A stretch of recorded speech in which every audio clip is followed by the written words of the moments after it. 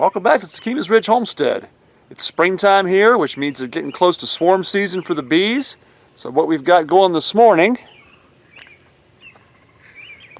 got some miscellaneous bee items here. There's an old box with some old frame in it, some old frames up here, and our 4 swarm traps. So we need to go through these 4 swarm traps, get them cleaned out, get them loaded up with some new frames. We'll go out there in the woods and along the pasture and get them hung. So come along with us. Hello, and welcome to our channel. We're glad you're here. Okay, we'll start with this box first. This one's the one we actually caught a swarm in last year. It's pretty heavily propolized. Front of it was so bad I actually had to take this this cover wheel off and scrape out because they had it glued in this position so tight I couldn't even move it. So what we'll do is we'll leave that in the open position. That allows the bees in and out. If you put it in this position, it acts like a queen excluder. Bees can come and go, but the queens can't. And that position there is like a transportation vent. So if we catch a swarm in this, we can turn this cover around and that keeps them trapped in there. Inside on this isn't too bad. There is some propolis along here I need to scrape off, just to make it easier to get the new frames in. I made these swarm traps out of OSB. I had to do it over again. I'd probably use regular plywood. Because as you know, OSB swells up when it gets wet.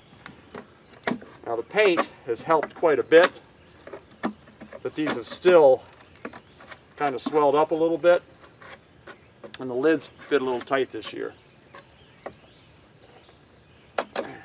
So with that propolis cleaned out of the way,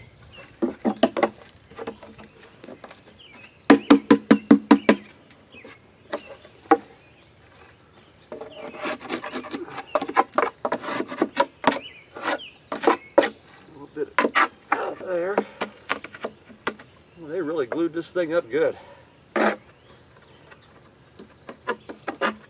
They even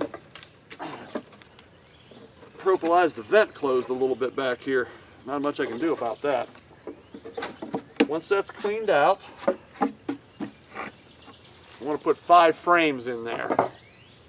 Now unfortunately, the way I designed this, with the hole where I drilled it, if you put a deep frame in the middle, it covers up that hole. So I put a medium or a shallow in the middle, which isn't ideal, but kind of what you have to do to give them room to get in and out easily. And then to one side, we'll put a frame with no foundation in it. Now, this is all drone comb, so I'll just knock this comb out of here. But we definitely don't want to give them drone comb. So we'll save this comb for melting down. And that gives them a foundationless frame, so they have plenty of room to start building comb. Clean the propolis off the edges of this one. Put it in next to that. And then the other 3 frames, you want to find used frames that have this really, really dark comb that seems to draw them in. Put that on each side. Well, this one's not the dark comb, but it is comb for them to draw on, so we'll put it there. And then another nice dark comb frame here on the outside. So that gives them plenty of room to draw comb, plenty of room for the queen to start laying eggs right away. So that gives them some pretty good resources. The next thing you want to do, we use these little like makeup removers. A lot of people use cotton balls. You want to take lemongrass oil, and if you have it, you take any old queen you have and put her in alcohol. Now, over the years, this alcohol will get darker and darker, all the pheromones in the queen leach out into that alcohol. So you can just take the alcohol, put it on your pad, and as the alcohol evaporates away, the queen pheromone should stay on the pad. And if you don't have that, you definitely want to use lemongrass oil either way. And on the lemongrass, you just put a couple little drops on the pad. And the lemongrass mimics the Nasonoff pheromone, which helps draw the bees in. So always take and just dab it a little bit around the opening, and then take this pad, sit it all the way in the back. And that should help attract the bees.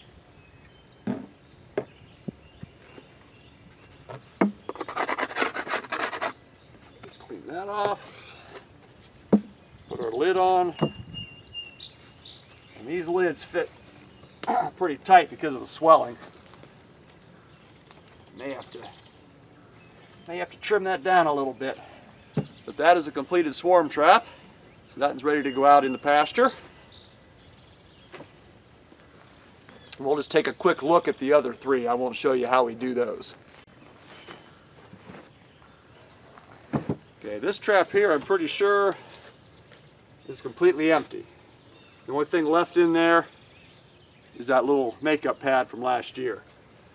So this will be just a quick brush out and it's ready to go. Now these two, these are a different story. Okay, this one, let's see here. It's got an empty frame, a medium frame, and an empty frame. And it's got a bird nest down inside. So we didn't catch a swarm in this one, but apparently we did have a bird nesting in here. So I'll have to get all that bird nest scraped out before I reload this one. And this one, this is pretty nasty inside. When you use your dark comb, you want to try and make sure it doesn't have any honey, pollen, or bee bread in it. Because if it does, the bee bread tends to draw wax moths. So this one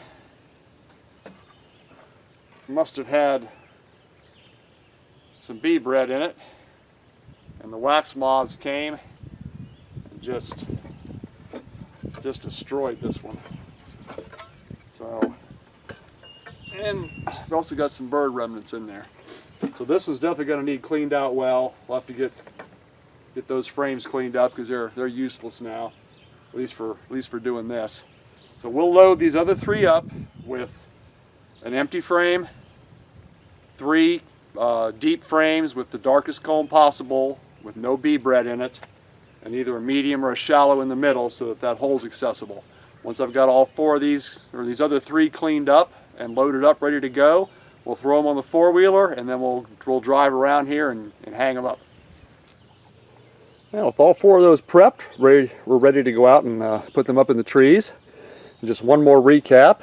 Each one has a medium frame in the middle, just because my hole's too high to fit a deep frame there. Then to one side or the other of that medium is a foundationless frame.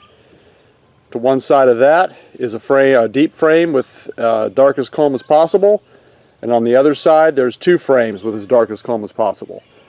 We put the alcohol with the queen pheromone on the makeup wipe. You can also use cotton balls, and a little bit of lemongrass oil on that cotton ball. Dab that cotton ball around the entrance and then put it in the back. So let's go hang these up. Well, where we put these swarm traps is all around the pasture. One's going to go down here at the far end. One will go all the way up here. One's going to go in the woods back behind that pasture. And the first one we're going to hang is up here in the front corner by the driveway, right above the 4-wheeler in this maple tree.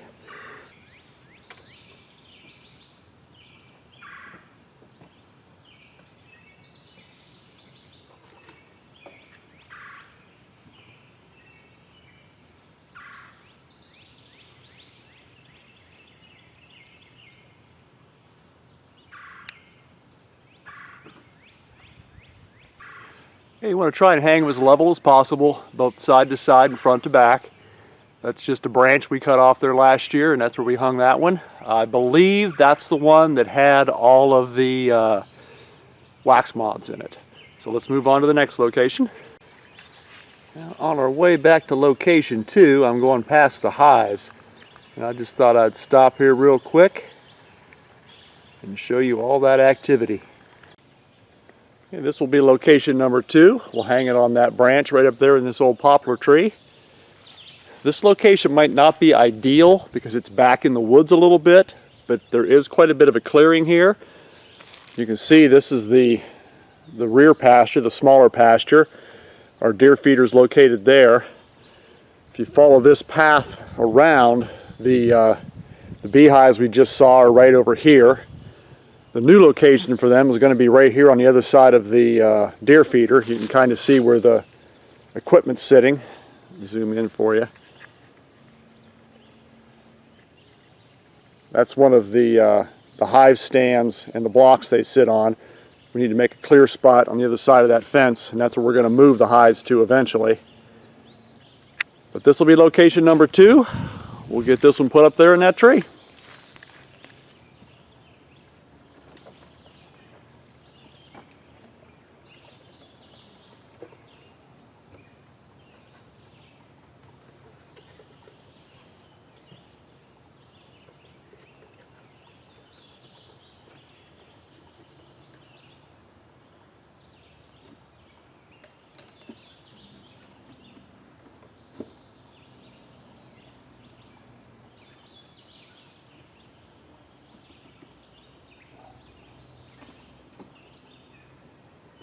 Okay, let's move on to location number 3. Okay, this tree is location number 3. We'll go on that branch right there. If you've seen some of our older videos, this area back here used to be where we kept the bees. I'm not sure if we can zoom in. Yep, it's kind of fuzzy. But there is the hive stand where the bees used to be.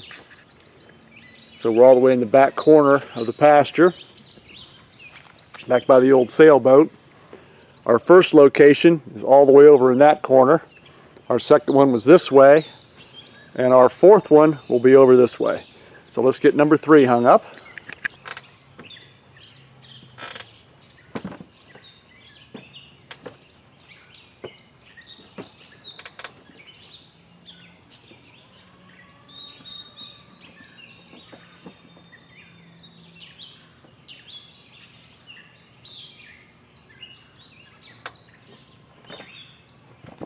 Now, there's number 3, and this is actually the location last year that had the bird nest in it. So let's move on to our last location.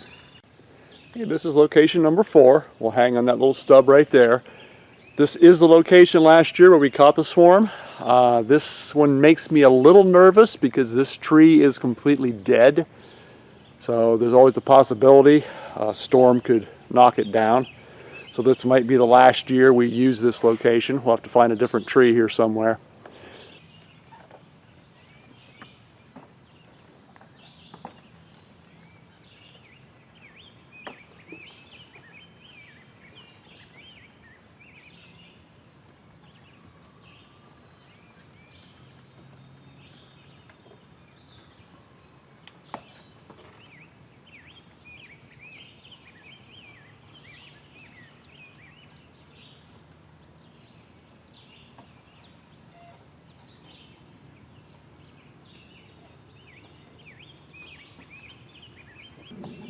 Okay, that's all 4 of the swarm traps, all out, baited and ready to go. We're probably going to make a few more and put them out. We only made 4 last year because there was so many bees lost over the winter last year that I didn't think we'd catch any swarm. So I was actually surprised we caught the 1. The year before that, we probably had 6 or 8 at least swarm calls for people to, to go pick up swarms at their houses. We had no calls at all last year. So we're hoping for a better year this year. I've heard of people having swarms already, so that's why I wanted to get our boxes out as soon as I could. And hopefully we'll be getting some calls pretty soon and we can take you out on some swarm captures. But hopefully we'll catch some here. That one right behind me there, it was successful last year and it was a bad year. So with any luck, we'll be getting some freebies. If you have any questions or comments, you can please put them down below. Thanks for watching. Please subscribe, give us a thumbs up, share this video. You have a good day.